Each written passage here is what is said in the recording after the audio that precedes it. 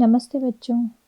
आज हम हमारी हिंदी की पुस्तक आरोह के पाठ 4 वे आंखें कविता के बारे में पढ़ेंगे। इस कविता को श्री सुमित्रानंदन पंत जी ने लिखा है। श्री पंत जी का मूल नाम गोसाई दत्त था। इनका जन्म सन 1900 में कौसानी जिला अल्मोड़ा में हुआ था। इन्होंने काफ़ी सारी रचनाएं की हैं और उन्हें बहुत सारे सम्मान भी प्राप्त हुए हैं, जैसे भारतीय ज्ञानपीठ पुरस्कार, साहित्य अकादमी पुरस्कार, सोवियत लैंड नेहरू पुरस्कार, पद्म भूषण आदि। सन 1977 में इनका देहांत हो गया है। श्री पंत जी को प्रकृति का सुकुमार कवि भी कहा जाता है। इन्होंने प्रकृति को पहली बार अपनी कविता का विषय बनाने का काम किया था। ये जो हम कविता पढ़ने वाले हैं, इस कविता में पंत जी ने स्वतंत्रता से पहले जो किसानों की दुर्दशा हुई थी उसका चित्रण यहाँ पर किया है। उनकी आंखें सदा दुख और दीनता से भरी रहती हैं। कभी वह स्वाधीन था मतलब कि किसान जो था वो स्वाधीन था, परंतु आज उसे उसकी ज़मीन से बेदखल कर दिया गया है। महाजन ने क्रूरतापूर्वक उसके पुत्र को मरवा दिया है, उसका घर बार बिकवा दिया है, खेल तक नीलाम करवा दिए हैं। ब्याज के लिए उसने बहुत अत्याचार किया है।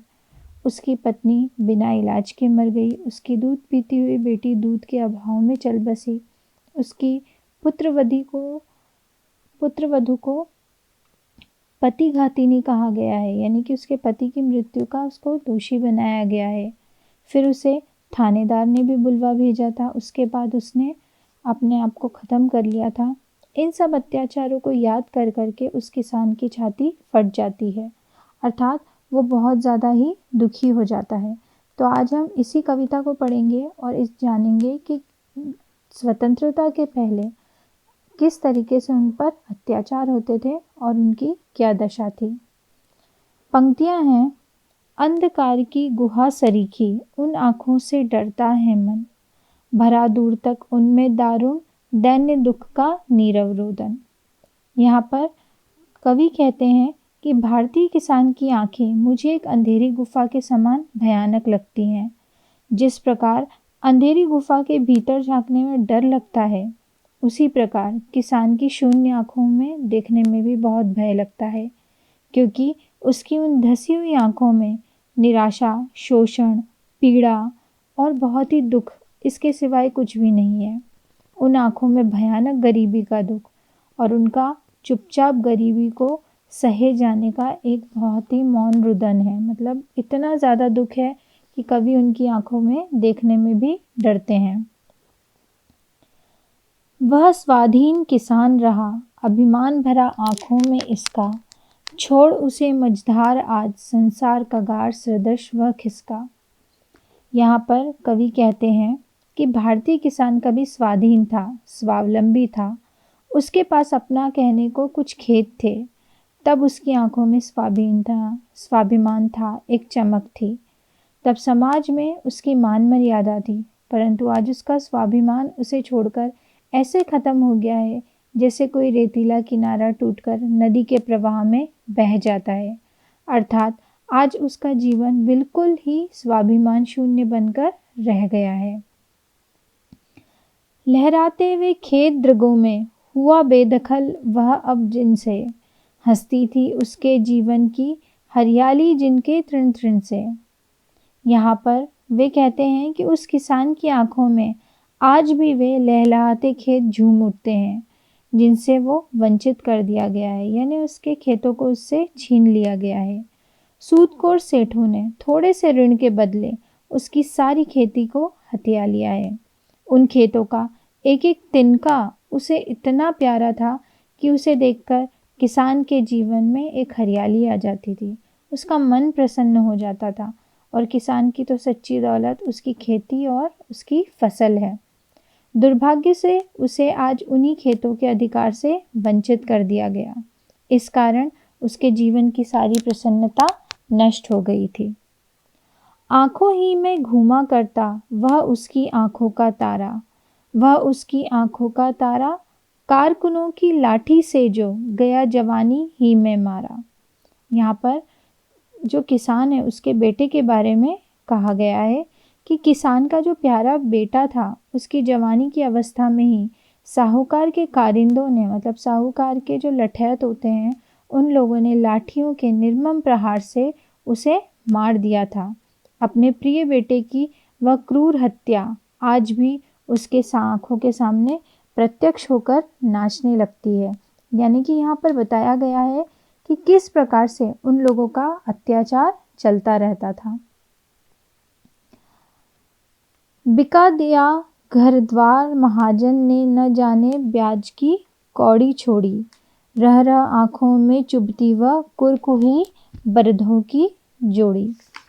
यहाँ पर कवि कहते हैं कि जो महाजन है उसने अपना धन और ब्याज उगाने के लिए किसान की जो घर संपत्ति उन सबको उसने नीलाम कर दिया है, उसे अपने घर से बेघर कर दिया है, किंतु अपने ऋण का ब्याज एक एक पाई चुकाकर उसने वापस किया है। उसके मन में किसान की दयनीय अवस्था को देखकर जरा भी दया नहीं आई। उसने अपने प्रिय बैलों की जोड़ी को भी उसको देखते देखते नीलाम कर दिया। वह किसान उसे विवश होकर नीलाम होता हुआ देख रहा था और कुछ कर भी नहीं पाया। आज भी बैलों की नीलामी की वह स्मृति उसके मन में बहुत ही वेदना जगाती है। यहाँ पर बताया गया है कि किस प्रकार से उन महाजनों ने उस किसान के साथ में व्यवहार किया था। उजरी उसके सिवा किसे अब पास दुहाने आने देती, आह आंखों में नाचा करती, उजड़ गई जो सुख की खेती। यहाँ पर उसकी गाय के बारे में बात की जा रही है। किसान को अपनी उजरी सफ़ेद गाय से बहुत ज़्यादा स्नेह था। गाय भी उससे बहुत ज़्यादा स्नेह रखती थी, अतः गाय उसके सिवाय अन्य किसी को भी अपने पास में दूध को दुहने के लिए नहीं आने देती थी। उसकी आंखों के सामने आज भी गाय का स्नेह उमड़ पड़ता है।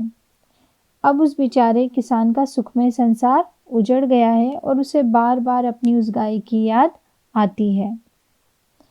बिना दवा दर्पण के घरनी, स्वरक चली आंखें आती भर, देख रेख के बिना दुधमुही, बिटिया 2 दिन बाद गई मर। मतलब अब तो यहाँ तो बहुत ही ज़्यादा उसके साथ में बुरा हो रहा है। कवि बताते हैं कि किसान की जो पत्नी है वो दवाई के अभाव में ही मर गई।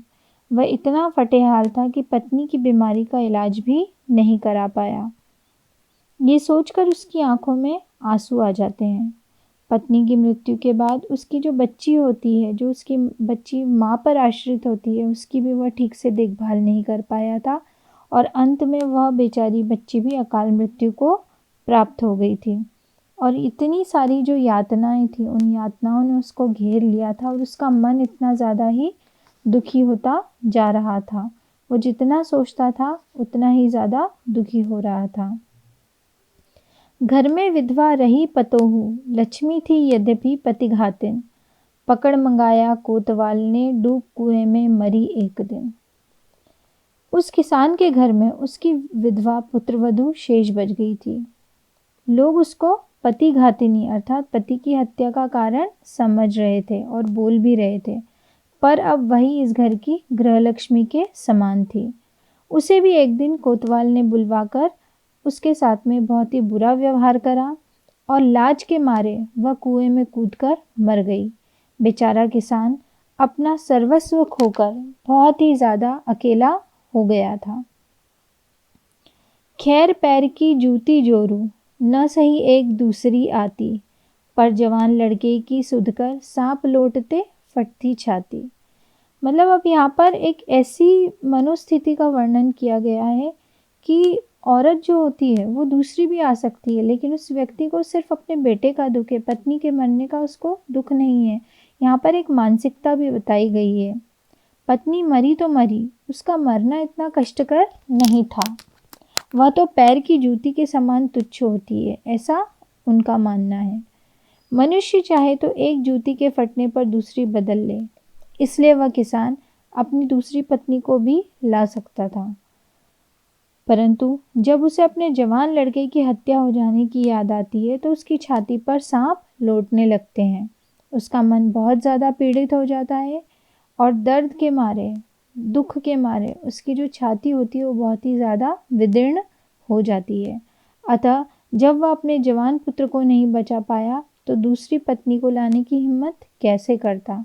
उसकी दूसरी पत्नी जो है, मतलब उसके अंदर अब इतना भी साहस नहीं है कि वो दूसरी शादी कर ले।